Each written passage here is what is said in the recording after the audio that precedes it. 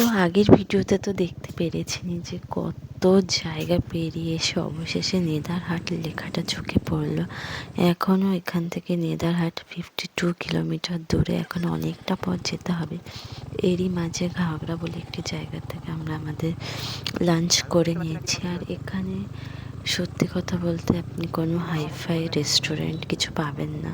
তো এখানে একটু খাবার দাবারের অসুবিধাই আছে, বাট আমরা যেখান থেকে খাবার খেয়েছিলাম যথেষ্ট ভালো ছিল। আমরা সকাল 8টার সময় বেরিয়েছি, আর আমাদের হোটেল পৌঁছাতে পৌঁছাতে প্রায় 2:30টা বাজবে।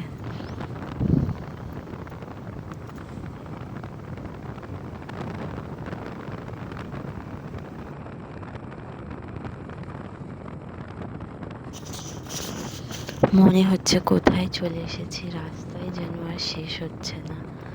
আর এরকম অভিজ্ঞতা প্রথমবার, দুপাশে পুরো ফাঁকা। সত্যি মানে কি বলবো, ভালোও লাগছিল আর একটু একটু ভয় করছিল, কারণ অচেনা জায়গা।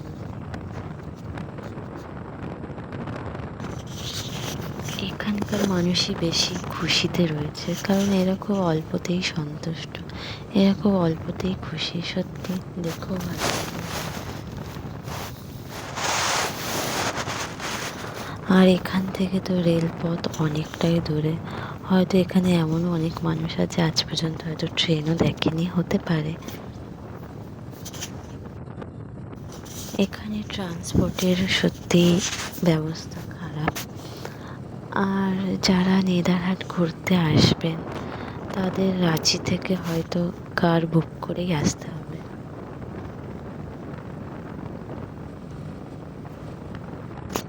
তো নেদারহাট কীভাবে আসবেন? নেদারহাট আসতে হলে যে কোনো ট্রেন ধরে রাঁচি চলে আসুন, এবং রাঁচি থেকে কার বুক করে ডাইরেক্ট নেদারহাট চলে আসুন।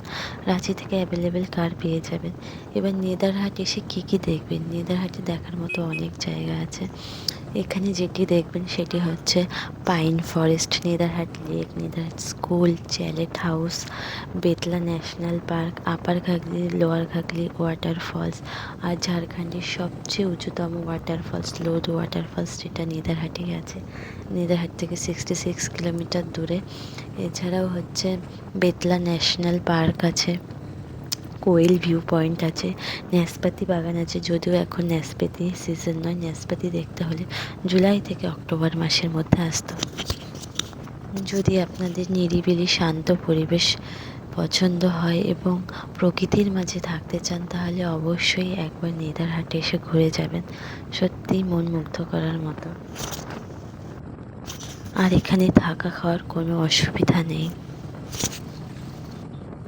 ম্যাক্সিমাম হোটেলগুলিতেই থাকা খাওয়ার ব্যবস্থা আছে।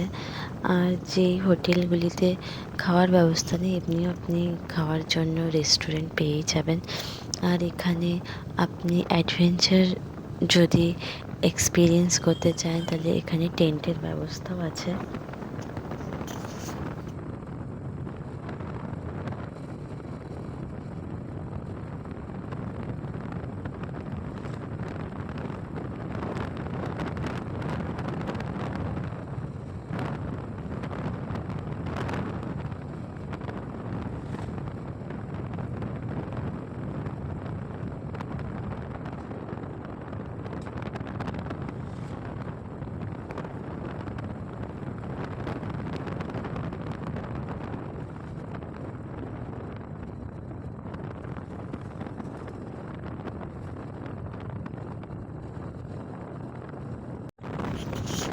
এই পাহাড়টা দেখুন কি সুন্দর না, পরপর কি সুন্দর লাগছে, সত্যি চোখ জুড়িয়ে যাওয়ার মতো।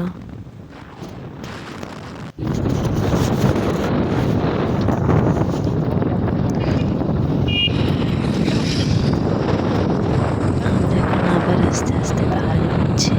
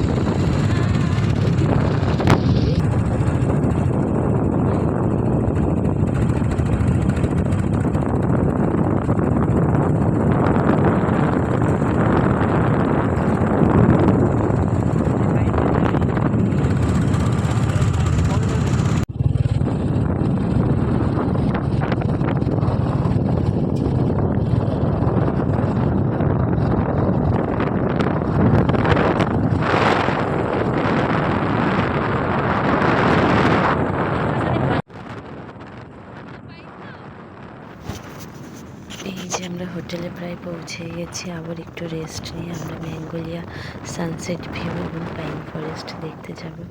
তো আজকের ভিডিওটা এই পর্যন্তই। আমরা প্রচণ্ড টায়ার্ড হয়ে গেছি। ফাইনালি আমরা পৌঁছে গেছি আমাদের ডেস্টিনেশন। এটা হচ্ছে আমাদের রুম। Hotel Galaxy. একটা টিভি আছে, এখানে একটা দিয়েছে। এখানে হচ্ছে আমাদের টয়লেট। টয়লেটটাও বেশ সুন্দর।